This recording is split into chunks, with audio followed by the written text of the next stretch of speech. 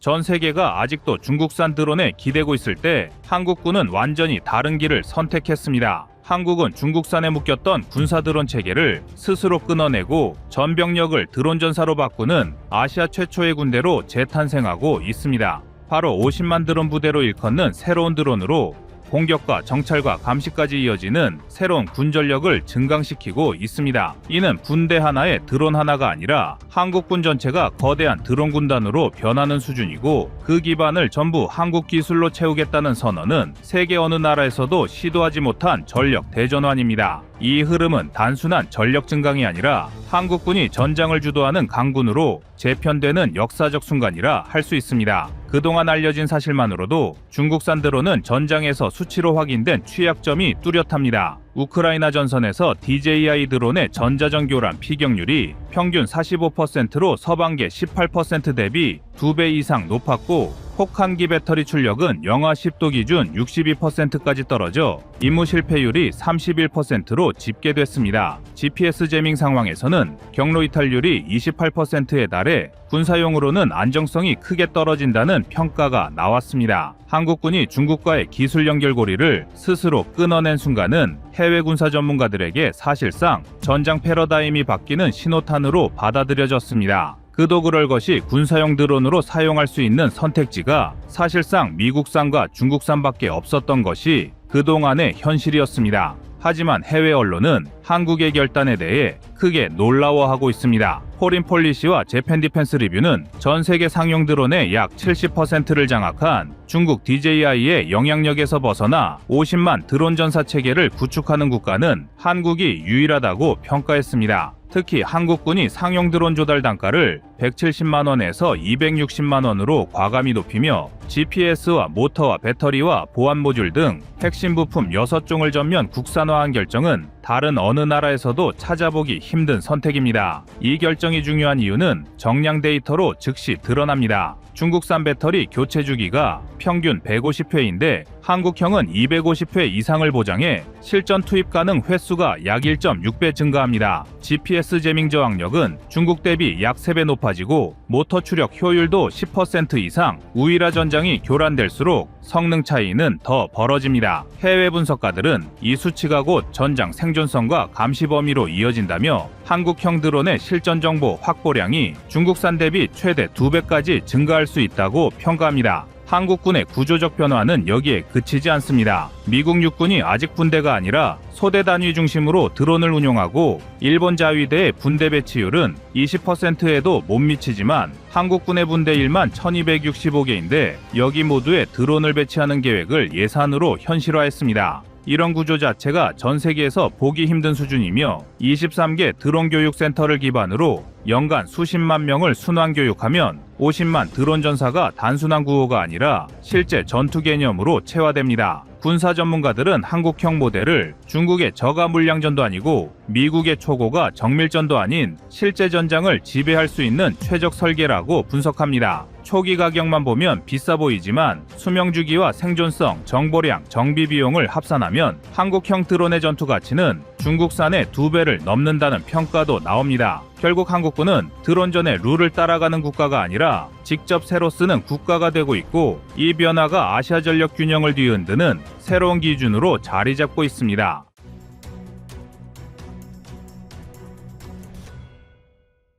한국군의 드론 전력 구축이 해외 외신에서 높은 평가를 받는 핵심 이유는 실제 전장 기준의 데이터에서 확연한 차이가 드러나기 때문입니다. 현재 중국 DJI 민수 드론이 고정이익과 회전이익을 포함해 연간 1200만 대 이상을 생산해 전 세계 시장 점유율 70%를 차지하지만 군사용 성능 기준에서는 미국산 대비 전자전 내성 지수가 평균 0.4레벨 낮다는 것이 북대서양 군사평가보고서의 수치입니다. 반면 한국군이 이번에 국산화한 GPS 보안 모듈은 전자전 재밍 저항 지수가 0.82레벨로 측정돼 중국 장비 대비 2배 가까운 방해 저항력을 보여줍니다. 모터 추력 효율 역시 국산 모터 기준 1.92kg 포스급이 확보돼 DJI 미니3 프로급 1.7kg 포스 대비 약 13% 높은 수치를 기록했고, 내구성은 평균 220시간을 보장하는 시험 수치를 확보한 것으로 군 연구기관 자료에 나타나 있습니다.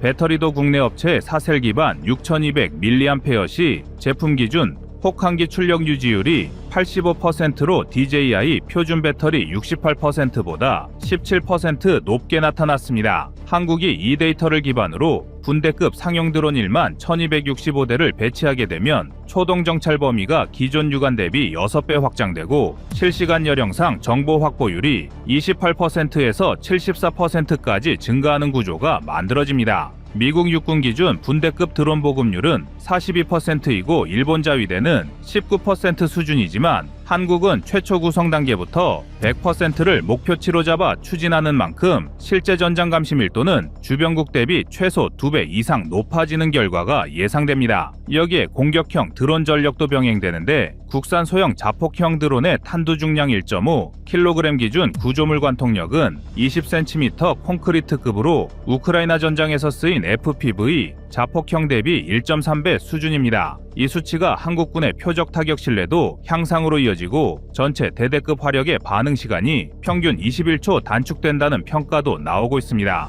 한국군의 드론 전력 강화가 해외에서도 전략적 결정으로 평가받는 이유는 단순한 장비 교체가 아니라 전장 데이터를 기반으로 한 구조적 전환이기 때문입니다. 국산 GPS와 보안 모듈을 적용한 상용 드론만으로도 재밍 상황에서 임무 성공률이 중국산 대비 2.3배 높게 나타났고 군대급 실전 투입 시 생존 시간이 평균 40초 증가해 정찰 정보의 누적량이 기하급수적으로 커지는 결과를 보여줍니다. 여기에 한국이 향후 2030년까지 추진 중인 군집 드론 전력은 초당 120Mbps급 데이터 결합 능력을 갖추고 있어 미국의 스워밍 실험 모델과 성능 간격이 15% 수준까지 좁혀지는 단계에 도달하고 있습니다. 한국군은 이번 국산화 전환을 시작점으로 중국 의존도를 0%에 가깝게 낮추고 미국식 고가 체계와도 다른 독자적인 중간가이면서 고성능 모델을 구축하는 과정을 밟고 있습니다. 이 흐름이 완성되면 한국은 전 세계에서 보기 드문 전병력 드론화 구조를 현실에 구현하는 국가로 자리 잡게 되고 전장은 한국군 기준으로 재설계되는 새로운 국면을 맞이하게 됩니다.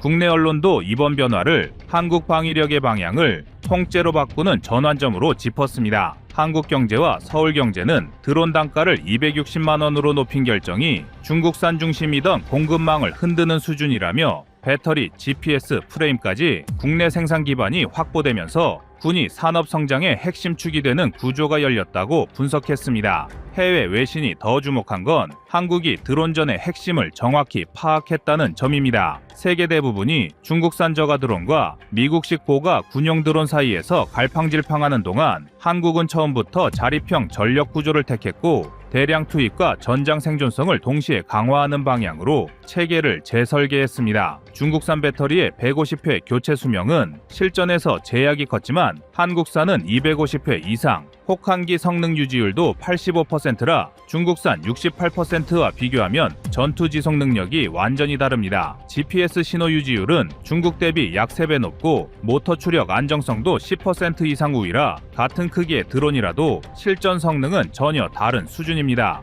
해외 군사 전문가는 이 성능 차이가 곧 정보량의 차이로 이어져 한국형 드론의 전술 정보 축적량이 중국산 대비 거의 2배로 늘어날 것이라 평가했습니다. 50만 드론 전사 체계는 이 성능 우위를 병력 전체로 확장하는 구조입니다. 군대, 중대, 대대를 하나의 데이터망으로 묶는 시도는 아시아에서 한국이 최초이며 서방에서도 흔치 않은 형태입니다. 여기에 KF-21 양산과 3축 체계 강화까지 맞물리며 한국은 중국이나 미국을 따라가는 방식이 아니라 필요한 전장을 스스로 설계하는 국가로 올라섰다는 평가를 받고 있습니다. 해외가 한국군을 새로운 교본으로 바라보는 이유가 바로 여기에 있습니다.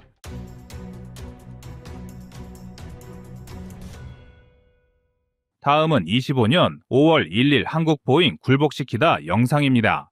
최근 군 내부와 방산업계 주변에서 가장 뜨거운 이슈는 한국군이 아파치 추가 도입 사업을 다시 재개할 것인가입니다. 2월 말 예산 문제와 함께 아파치 공격 헬기 사업이 전면 폐기될 것이라는 소문이 돌았으나 상황이 극적으로 반전되는 분위기가 감지되고 있습니다. 그리고 이 바닥에서 들려오는 실질적인 이야기들은 보잉 측이 한국을 최대한 붙잡기 위해 다양한 제안을 내놓고 있다는 것이 골자입니다. 사실 한국군은 이미 36대의 아파치 가디언 공격 헬기를 운영 중입니다. 이는 2017년에 역사상 가장 저렴한 가격으로 도입했다고 알려져 있는데 그때와 지금의 국제 정세는 완전히 달라졌습니다. 우크라이나 전쟁의 여파, 환율급 등 그리고 세계 각국의 방산물자 수요 폭증으로 인해 공격 헬기의 가격은 빠르게 올라갔습니다. 그 와중에 보잉기 2차 사업 때 애초에 제시했던 것보다 훨씬 높은 가격을 요구하자 우리 정부가 부담을 느꼈고 2월 말에 아파치 추가 도입 사업은 어렵겠다는 쪽으로 급선회했습니다. 그런데 보잉은 이 상황을 보고 깜짝 놀랐다고 합니다. 그들 입장에서는 어차피 한국은 아파치 외에 다른 선택지가 없어 보인다라고 안이하게 생각했다는 거죠. 하지만 정작 한국이 돈이 안 맞으면 안 사겠다라고 선언해버리니 보잉 내부에서도 적잖은 위기감이 퍼졌다고 합니다. 우크라이나 전쟁으로 인해 공격 헬기의 필요성 자체가 대두되긴 했지만 동시에 드론과 휴대용 대공 무기의 위력도 함께 증명되면서 비싼 헬기가 과연 가치가 있느냐라는 세계적 의구심이 커진 상태였는데요.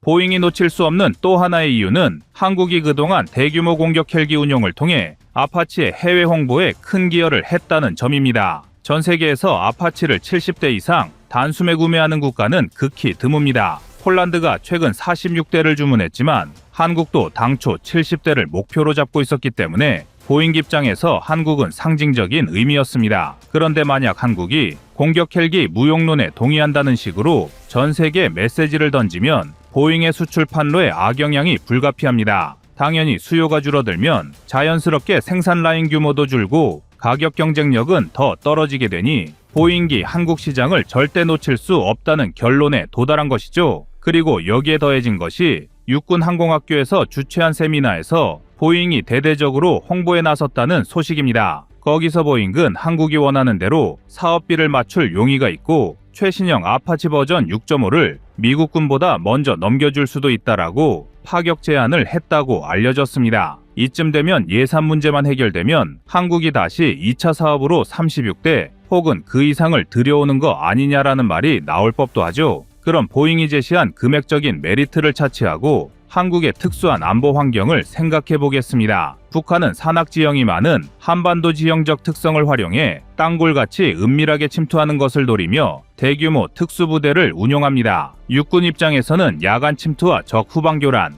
그리고 해상에서의 고속 침투까지 대비해야 하는 복합적 상황에 놓여 있습니다. 그러다 보니 공격 헬기 무용론이 세계적으로 번진다고 해도 한국에게만은 공격 헬기가 여전히 필요한 전력이라는 시각이 존재합니다. 실제로도 기존의 아파치 36대로는 전면전 시나리오에서 동시에 투입하기에 규모가 부족합니다. 공격 헬기란 게 적의 전차나 기갑 전력을 방어하기도 해야 하고 동시에 대규모 침투 작전을 지원하기 위해 전투기 대신 저고도로 엄호해줄 중간 전력 역할도 수행해야 하기 때문입니다. 북한이 보유한 맨패드 같은 휴대용 지대공 미사일이 2만 기 이상이라는 추정치가 있으니 저공 침투 시 아파치는 엄청난 방어 장비와 상황 인식 능력을 필수적으로 갖춰야 합니다. 이러한 작전 환경에서 보잉이 제시한 신형 아파치 버전 6.5는 우크라이나 전쟁 교훈을 반영해 항전 장비와 방어 시스템이 대폭 업그레이드 되었다고 합니다. 무인기 운영 능력도 강화하고 엔진 추력 상승으로 헬기의 기동력까지 늘려 적어도 회피 비행을 더욱 효과적으로 할 수 있도록 했다는 얘기가 나오죠.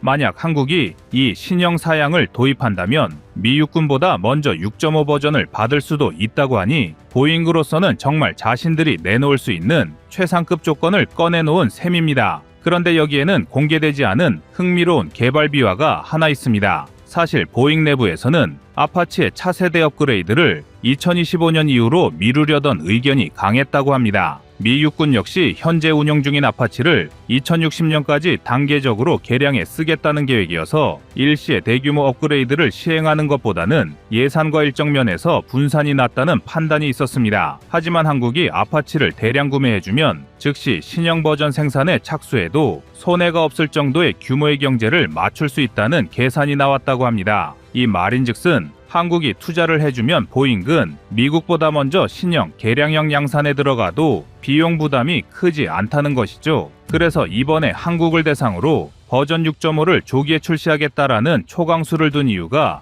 여기 있다는 후문입니다. 보잉기처럼 예전과 달리 저자세로 나오면서 우리 정부와 국회 사이에서도 아파치 제도인 문제가 다시 수면 위로 오르자 다른 변수들이 또 끼어들기 시작합니다. 한국 해병대도 해병대용 공격 헬기도 필요하다는 주장을 펼치고 있고 상륙작전 지원을 위한 공격 헬기가 필요하다는 목소리가 나오고 있는 상황입니다. 만약 육군뿐만 아니라 해병대까지 아파치를 고려한다면 규모는 크게 늘어날 수도 있습니다. 다만 예산은 결국 한정되어 있습니다. 이미 한국군은 KF-21 전투기 개발, 이지스함 건조, 차세대 잠수함 확보 등 굵직한 프로젝트가 줄줄이 대기 중입니다. 그래서 이번 추가 도입이 현실화되려면 보잉기 사업비를 확실하게 낮춰주는 방안 말고는 없습니다. 보잉기 제시한 3억 3천만 원 안에서 36대를 공급할 수 있다라는 식의 조건이 실현된다면 다시 사업이 급물살을 탈 수 있습니다. 국회도 어차피 무용론이 제기되는 공격 헬기를 비싼 값에 굳이 사야 하느냐고 반대할 수 있는데 그 반대를 잠재울 유일한 방법이 합리적인 가격뿐입니다. 보잉이 이렇게 적극적인 태도를 보이는 이유 정리하면 다음과 같습니다.